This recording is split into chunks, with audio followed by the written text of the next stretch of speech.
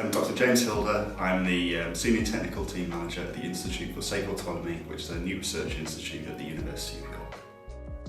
The Institute for Safe Autonomy is researching how we can assure safety within different robotic systems. So we've got robots, we've got wheeled robots, we've got underwater systems, and we've got aerial systems, so that's drones and other flying vehicles.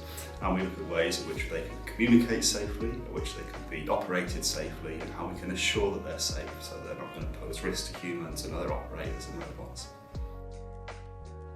The way we're planning to use the OptiTrack system is we're planning to basically have a way that we can essentially replicate what outdoor GPS systems and similar positioning systems do to robots and reproduce these on indoor robots. So we'll have ground-based robots which will have the fiducial markers on, and those will be able to be tracked. And we're hoping to send this data over to a middleware system called ROS, which is the Robotic Operating System, and this can then forward that data on both to the robots themselves, but also to a digital twin that we'll have of the building, so that operators can see where robots are within the lab areas that are covered by OptiTrack, and also what's happening with the robots, and we can trace them. Also, this will let us basically evaluate how well different algorithms the robots might be operating are doing.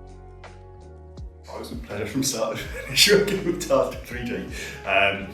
We set a very challenging date because we had an end of year financial deadline, and we left it quite late to initialise the discussions with them, but they assured us they would get the goods here and installed by the end of the financial year, and they were bang on.